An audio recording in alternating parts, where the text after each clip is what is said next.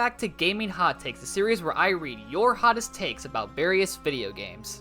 In today's video, we'll talk about one of the most beloved Zelda games of all time, The Legend of Zelda: Majora's Mask. Now, even though it's not one of my favorite Zelda games of all time, this game does have quite the audience, so I'm very curious to know what you guys either liked or disliked about Majora's Mask. So with that said, let's get right into your hot takes. Stone Tower is the worst of the 4 dungeons. So also that's kind of my hot take about this game, is that I do love it, but there's only 4 dungeons, which is kind of, I wish there were more.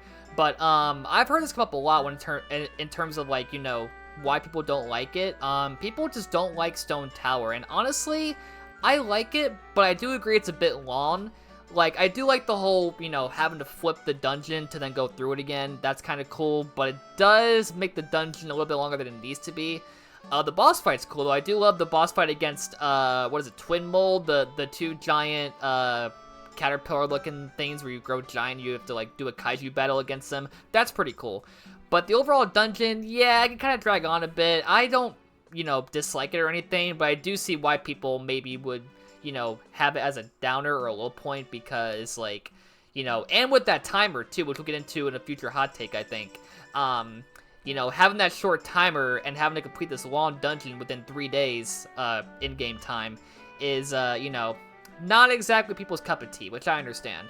But, for me, I'm fine with it, but I get this hot take. I understand it. I think it does make sense. It could be a bit shorter, but at least it has some cool ideas with it, so I'll give it that. I think the timer and time loop is brilliant, and probably my favorite aspect of the game. I don't know if that's a hot take or not. I think it is, because a lot of people don't like the timer. They think it kind of ruins the game, they get stressed out by it. Now, I don't mind it personally. I did play the remake, to be fair. I think the original is a lot more stressful with, not having the double Son of Time, the reverse Son of Time. So, I didn't play the original yet. I have to. I do plan to in the future. But, the remake for sure definitely did help with, easing the stress a bit on the timer, having those things to, really help you get around it. But yeah, I think it's brilliant. A lot of games don't really utilize time in that sort of style. So the game is really unique for that, I agree. I think it definitely gives Majora's Mask its own identity, compared to the other Zelda games out there. But, yeah, the crowd here is pretty split from what I've seen in terms of whether the timer actually, is a cool idea to them, or whether it's just a stressful thing that kind of brings down the game for them. But yeah, I do fall in the category of liking it, but like the first hot take, I understand why people would have that as a thing that, may drag the game down for them. I don't like how creepy the moon is. So, fun fact for you guys, I don't see a lot of people, talking about how creepy the moon is in a bad sort of way. They kind of like it, and honestly, I'm kind of with them. I mean, the face is creepy, for sure, but I think, just having a giant moon about to crash down into Termina with this giant, intimidating face, I kind of like it. It's definitely creepy, but I think it's creepy in a good way. And I don't see people really, put it down that way. They don't, hate it or anything, and I'm with them.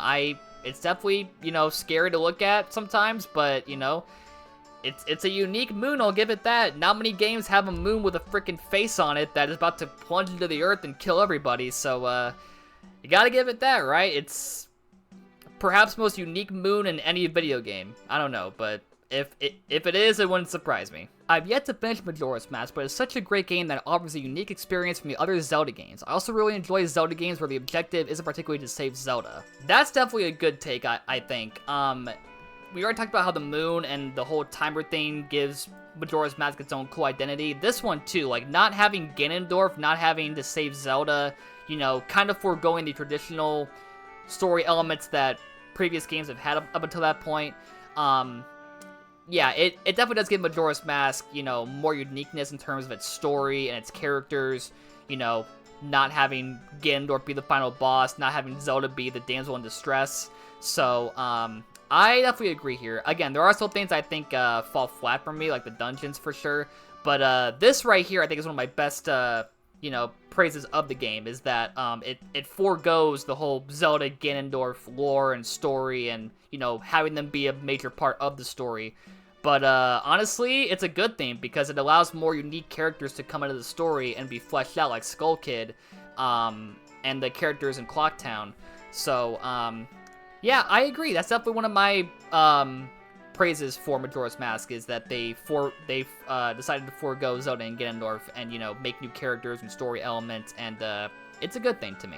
I think Snowhead Temple is among the worst 3D Zelda dungeons in the series. I love Goat, love the whiz ropes, love the aesthetic, but ultimately it's a straight line going up with some finicky ramp jumps, which when messed up force you to retread the entire dungeon just to try again. Dude, I forgot how annoying that was. Like, I like that dungeon, but, you know, if you do fall down, like that giant pillar in the center, you do have to, like, climb all the way back up, and it gets annoying the more you have to do it. So, honestly, no arguments here. I do love Goat, as you said. It's a very cool boss fight. Not my favorite way to control, honestly. I do like the rolling, but using that for a boss fight, like, it's fine, but it's not my preferred way to fight a boss. But Goat is a cool boss. I will agree with you there. Whiz ropes are cool. Aesthetic is definitely cool, as you said.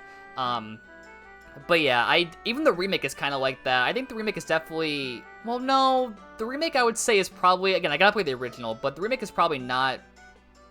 I don't think it fixed it that much, in my opinion, from what I know. So, maybe I'm wrong, I don't know, but that's definitely a little point for that dungeon is, you know, falling down, having to, you know, climb back up again. It's definitely an annoying thing. The Anju and Kape side quest sucks. It consists mostly of waiting around for nothing to happen. Then it suddenly gets really exciting near the end, and then the gut punch ending makes everyone forget how boring it was. That side quest is definitely like a 50-50 sort of thing. Like, the ending is definitely very, very emotional, and like, you know, it's such a good ending, but the stuff leading up to that is kinda not that great. I did kinda like the whole sequence where you have to stop the conveyor belt from destroying the mask. That was a cool bit, but everything else is, yeah, not the best stuff to do for a side quest. But the ending, as you said, is cool, so if you can get past all that maybe not so great stuff, then you get a great ending with Anju and Kafe before the moon's about to crash down. They get like a cool romantic moment. So, yeah, it's like, it kind of balances out a little bit. Like, yeah, there's some bad stuff about it, but that ending kind of makes up for it in a way. So, yeah, I'm kind of split on that, but I do still enjoy it mostly. Stop! Now she'll die a virgin! Stop! Stop it! Okay. Stop. Okay. Stay the fuck in the fucking car! Oh, fuck!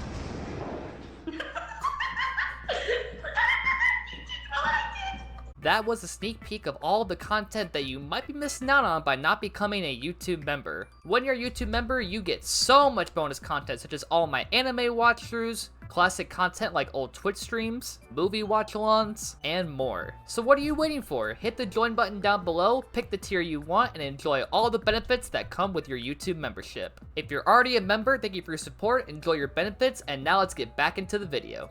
I find Majora's Mask to be a bit tedious at times, and I've always hated the bank system, mainly because it's tedious. So, if I'm remembering correctly, you lose all your rupees and such when you go back in time, right, to like reset the 3-day cycle.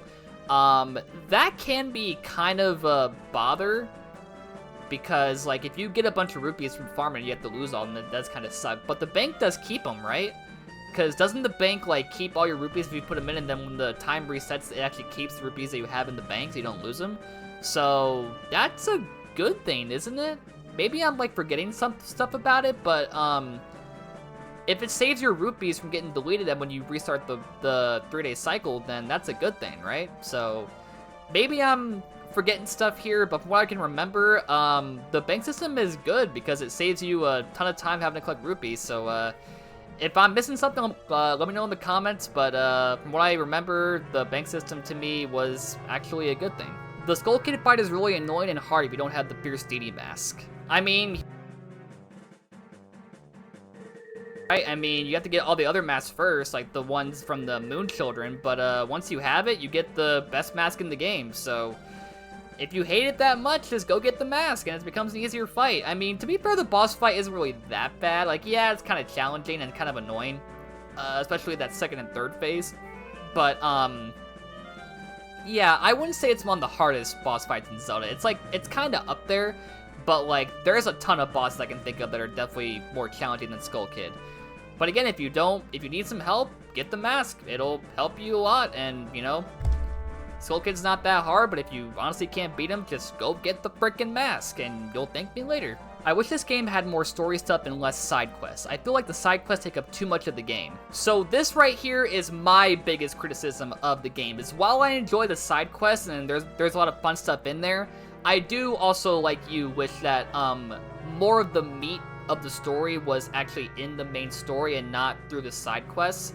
Like, yeah, the side quests are fun, but like when that's the whole, like, most of the bulk of the game, it does, you know, I'm not really a fan of that. Like, you know, I enjoy side quests in games, like, you know, other Zelda games, but, like, when you rely on them too much for the main story, and a lot of them are actually, you know, optional, you do end up missing a lot of, like, lore and other cool story stuff.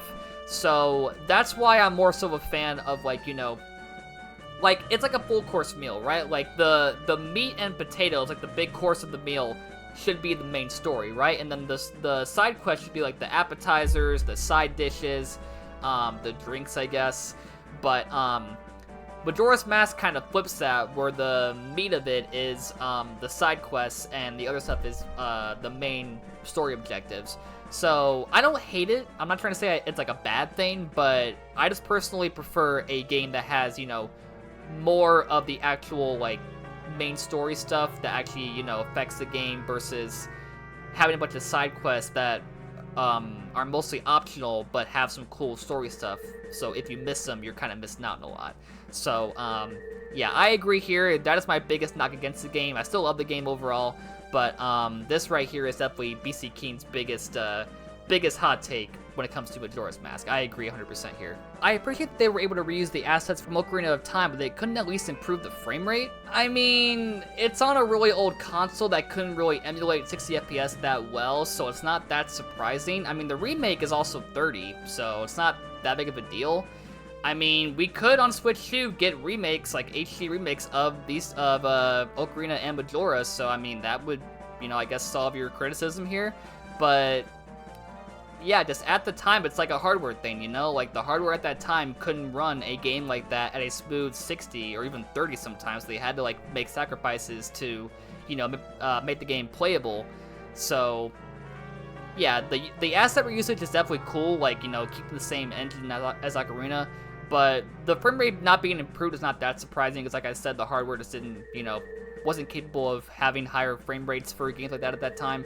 But who knows, in the future, might get more remakes, like HD 4K remakes of these games, and then your issue here will be solved. Not being able to save everywhere is such BS, and can cause so much rage if you forget to save. Oh yeah, that's definitely a big deal, because I am someone who prefers getting to save just about anywhere, like, you know, Breath of the Wild, Tears of the Kingdom. And then in this game, you can only save at the owl statues, right? There's no, like, autosave as far as I'm aware. So, yeah, I mean, if you play the game right, it's not that big of an issue, like having to just use the owl statues if you know where they are. But yeah, I mean, I think the remakes definitely improved that, right? Didn't they make the remakes where you can save anywhere you wanted to at that point? So, yeah, I gotta agree here. Like, if you forget to save because you're so invested in, like, the story or some side quest or whatnot, and you know, your DS dies, or sorry, your N64, or wait, can it die? I don't know. But, in the remake, if you're, like, wait, okay, sorry, scratch that. Any game ever, if you are grinding side quests or story stuff, and you forget to save because of this, it is definitely rage-inducing. So, I agree here. I don't like it. Again, I gotta play the original to really verify this for sure. But, yeah, for any game ever, not saving anywhere you want to can be a huge knock. So, yeah, anyway, moving on. I gotta get out of here. I'm stuttering. The soundtrack is nowhere near as good as the other Zelda titles, but it has some bangers in there. I do think Clock Town's one of my favorite town themes, though. Oh, for sure. Clock Town's a banger. I agree here. Probably my favorite song in the game besides, like, some of the battle music. I adore Clock Town, but I agree here. I think Majora's Mask, even though I do love it still, I think the soundtrack is among the, you know, like, mid to low tier big Zelda games. But it's not bad. It's just I don't think there's enough, like, you know, iconic bangers in there compared to, like, Ocarina of Time, Twilight Princess, Skyward Sword, Wind Waker especially. So yeah, I agree. Clock Town's definitely one of the best tracks in that game, but the overall OST could have been a little bit better. But for what it was good. There's some good stuff in there, there's some mediocre stuff in there, might be some bad stuff, I don't know. But overall, a good soundtrack, but yeah, definitely not up to the par of some other Zelda titles. Alright folks, that is it for your Majora's Mask hot takes. Thank you to all the lovely people who sent in your hot takes for this week, and if you want to send in your own hot takes for a future episode, then follow me on X, Blue Sky, and on Discord, because I do post in various servers, so you might see me, you know, ask about hot takes, and you can answer my question there, so there you go. But until then, subscribe, ring the bell, and smash that like button for more amazing hot takes in the future, and I will see you guys in the next one. Bye everybody!